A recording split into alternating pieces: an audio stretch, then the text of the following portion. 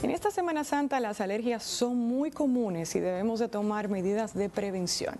Por esta razón que nos hacemos acompañar de la alergóloga Felicia Berroa para hablar acerca de esas medidas que debemos de tomar. Buenas noches y bienvenida. Buenas noches, muchísimas gracias. Vamos a empezar hablando de qué es una alergia, porque el dominicano es muy prodigioso al momento de definir las problemáticas de salud que tiene, sobre todo al momento de medicarse. Sí. Entonces dice, bueno, yo tengo esto, me voy a poner aquello. Vamos a iniciar por el principio.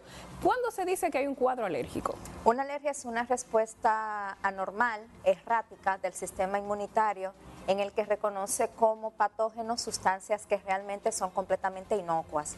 El sistema inmunitario debe de desarrollar una respuesta de defensa frente a las bacterias, a los virus, a los parásitos, pero en el paciente alérgico hay una disregulación de este sistema inmunológico, un mal funcionamiento, en el que hace una respuesta inadecuada frente a sustancias que realmente no representan un peligro para el organismo, como pueden ser los pólenes, los ácaros, los alimentos y los medicamentos. Y hay muchas alergias muy frecuentes en esta época del año, como lo es la primavera. Sí, en la primavera aumenta mucho la cantidad de ácaros en el ambiente, que es el principal alérgeno de nuestro país, siendo una isla. Y en el caso de las temporadas de lluvia, los mohos también aumentan mucho, sobre todo en zonas en donde pueden haber filtraciones o defectos en las construcciones. La alergia más frecuente es la alergia respiratoria y dentro de estas la rinitis, los síntomas nasales son los que habitualmente afectan con mayor frecuencia a la población. En el caso de la Semana Santa tenemos cambios frecuentes de clima, llueve, hace sol y también hay un desplazamiento de las personas hacia zonas poco habitadas y eso puede generar un cambio en la manifestación de los síntomas que presentan. Hablando de eso, ¿cuáles son estas manifestaciones más comunes? Porque hablábamos de la rinitis, ya nos mencionó esto, pero hay gente que cuando tiene algún eczema en la piel, cuando tiene, por ejemplo, alguna inflamación, tiene algún edema, dice, tengo un proceso alérgico, sí, porque somos expertos, como ya le decía. Sí, Entonces, sí. ¿cuáles son estas manifestaciones comunes que presenta una alergia? La manifestación más común, como te decía, va a ser respiratoria, pero en el caso de exposición solar prolongada, como ocurre durante esta época, pueden comenzar a aparecer patologías que afecten la piel, que no necesariamente tienen que ser de origen alérgico. Una lesión porque sea roja y porque pique no significa necesariamente que el proceso que está teniendo el paciente es alérgico. Puede ser algo infeccioso o algo irritativo. En el caso de la piel hay que tener en cuenta que la dermatitis atópica, que es la dermatitis que acompaña al paciente alérgico, es frecuente que empeore cuando uno se expone al sol o cuando se expone a agua, por ejemplo, salada, si no se retira de manera adecuada luego del baño y no se encrema el paciente apropiadamente. Las dermatitis solares van a aumentar durante estos días. Aquellos pacientes, por ejemplo, que estén en tratamiento con diuréticos, en tratamientos con anticonceptivos orales, en tratamiento con algunos fármacos antihipertensivos, pueden generar ciertas erupciones en zonas de exposición solar porque son fármacos que tienen una fotosensibilidad en el paciente.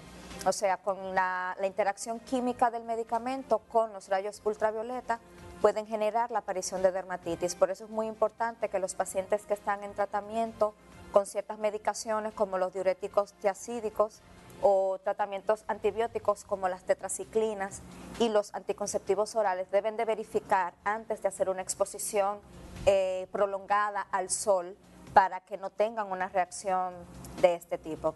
En este tiempo festivo hay muchas alergias, no solamente la rinitis, hablamos también de alergias a los mosquitos, hablamos también de alergia a animales marítimos y también a la ingesta de algunos alimentos que no estamos acostumbrados en nuestra dieta diaria, como es el caso de los mariscos.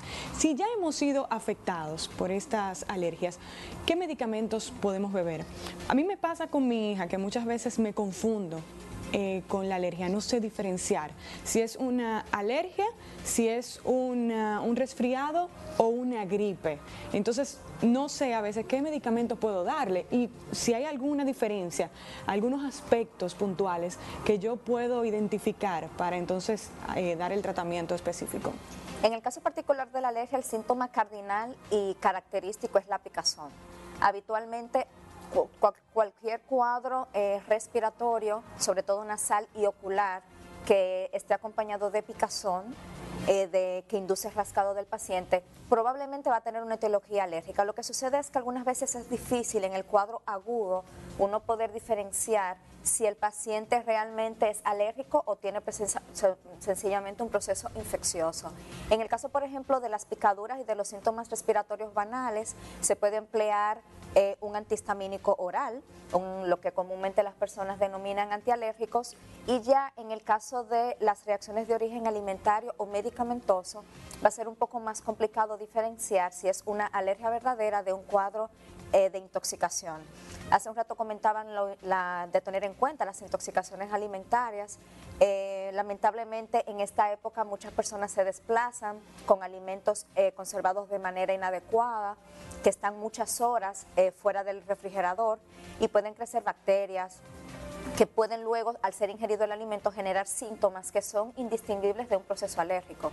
Muchas veces el cuadro puede incluso acompañarse de lesiones cutáneas tipo roncha, eritema, que es rojez de la piel, picazón, vómitos, episodio de broncoespasmo, que es el apretamiento del pecho, y pensar el paciente que es un cuadro alérgico y sin embargo es un cuadro completamente tóxico. Eso es muy frecuente, por ejemplo, en las intoxicaciones por pescado, sobre todo los atúnidos, en el que crece una bacteria que degrada ciertos aminoácidos que contiene el pescado y luego al ser ingerido por la persona se generan este tipo de cuadros agudos. Es importante que ahora que viajamos en familia, ojalá así sea, y para los que viajan, tengamos muy pendiente qué podemos hacer en caso de que estoy sospechando que hay un caso alérgico en una persona en el grupo.